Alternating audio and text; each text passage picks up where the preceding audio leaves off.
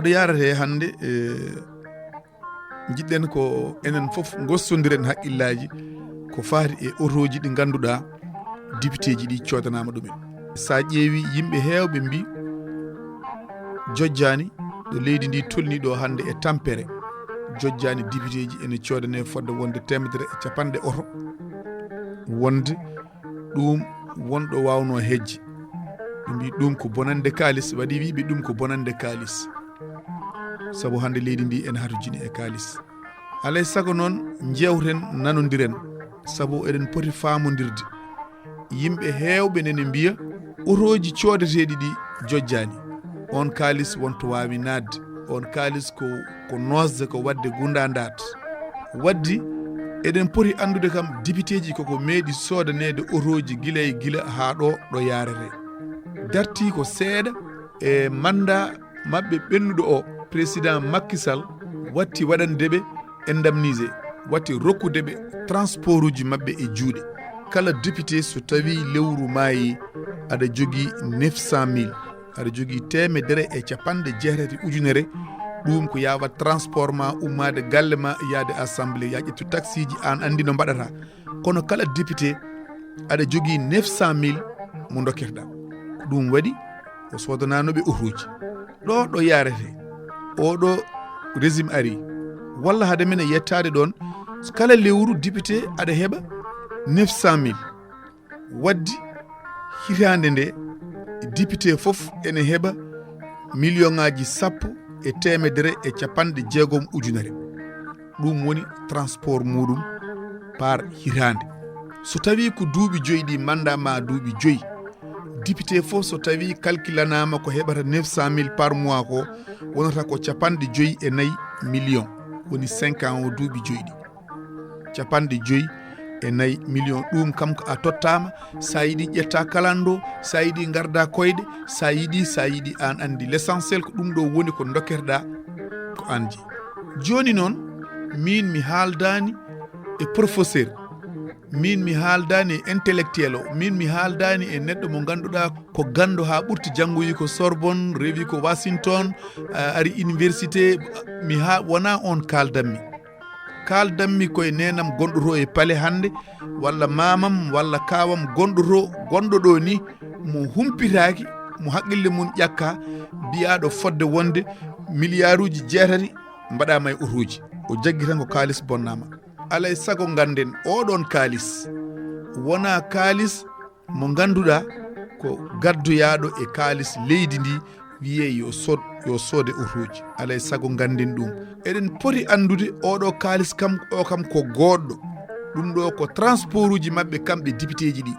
woni milliard uji 6 pawɗi ɗi, ko transport uji mabɓe e nder duuɓi 5. so tawi neɗɗo o rokkama tan yaadi hen, ɗum wona ittini, woni ittini koɓe mbasa rokkede kalis o jungo e jungo. kalis o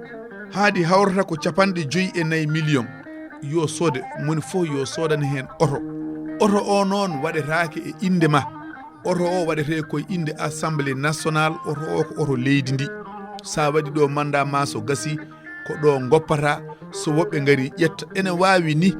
oto codaɗo 50 million, on ko oto moƴƴo, on e nder duuɓi 5 on oto wawa bonde, wawa eskantude so hawrani e fitina. bandiraɓe, alay sago paamen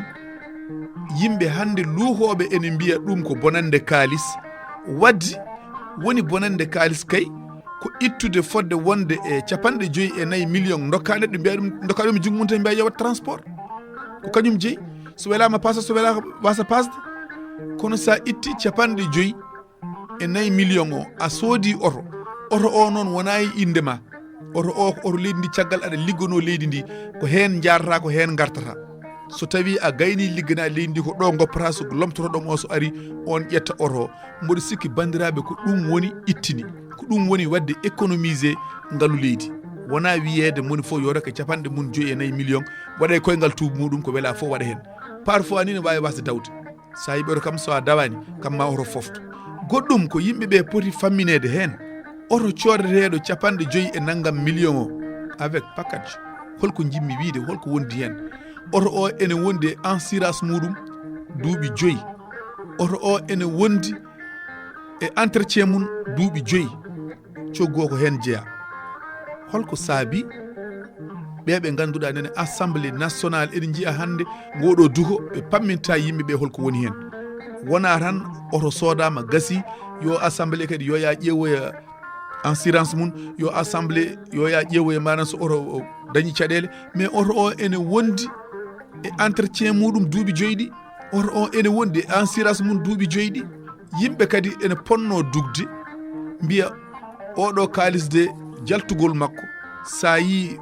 président assemblée nationale forsi ñoƴƴi yaltini beele otoji ne coode sa ƴeewi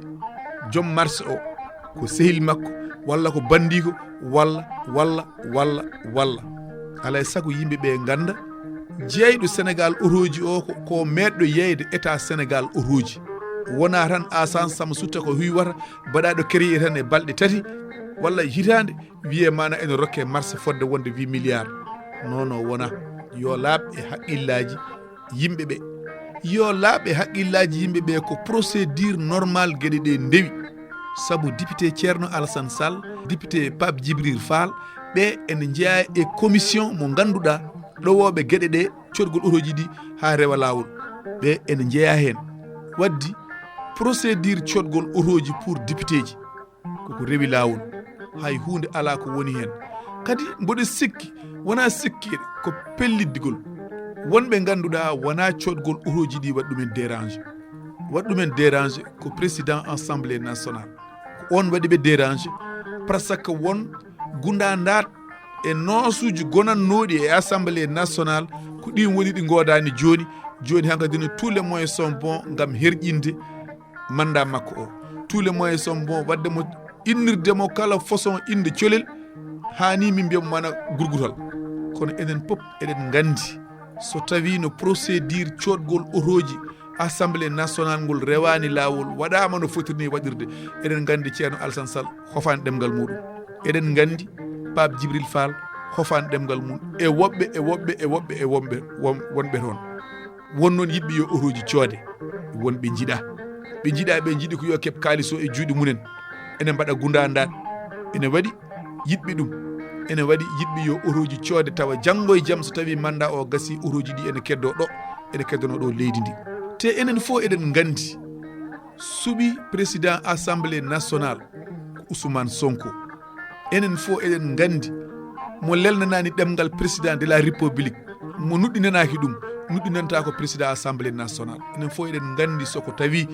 won gueɗe kantoridde ɗe o waɗi Ousmane Sonko heɓata ɗo en accama on waɗa ko weeli mum enen fof eɗen gandi ɗum ganden kalis mo ganduɗa ko kalis moɓe dokketeno yoɓe mbad pasuji moni foof ka keɓowo 900 000 par mois 10 millions 800 000 par an 54 millions par 5 ans ɗum ko kalis mo ganduɗa ko député o ko dokketeɗo yo waɗ ɗum pasuji muɗum haɗa ma yero kay kasi o waɗe pasuji oto soode jooɗo ɗum kay ɓuuri wonde ittini saabu ñalawma fof ko 30 000 passe chaque jour ko 30 000 chaque jour 30 000 mankuɗo cetta kunal sa waɗi hen ha ene waɗi lebbi mayroji 31 ko 30 000 so tawi no lebbi ɗi fof mayrata ɗo ko 30 ko noon waddi woto yimɓeɓe woto ɓe kaange yoɓe gartir haqqillaji mabɓe kala ko kewi yoɓe eto andude ɗum ɗo ko kewi ko holɗum seulement noon hande kala ko kewi e leydi ndi kala ko wawi wonde hay ko wonno ko moƴƴi hay ko wonno ko feewi wattete ko politicien tawa yimɓe neɗɗo aɗa andi ɗum ɗo de ko hunde procédure dewɗo lawol ko procédure moƴƴo ko gueɗe pewɗe ko gueɗe dewɗe lawol kono haadi tan wona e mon wona e ma gonta koye ullude hen leydi e wiide bandiraɓe yoɓe gandu ɗo yarete wona procédure o rewani lawol min de mboɗo yaadi e yoɓe coodane otoji ɗi wasa wonde moni foof ene totte kalis e junggo muɗum ɗo weela fo waɗa soɓe codanama otoji kam hankadine kalis leydi ndi natti wonde saabu dokkirteɗa kalis o ko pour pasuji mbiyeɗa a ala oto ko ɗum dokkirteɗa kalis o joni a sodanama oto kadi oto o kadi ko oto leydi ndi sa yeehi goppa ɗon so goɗɗo ari ƴetta yo nenam gonɗo to walla mamamo yo faam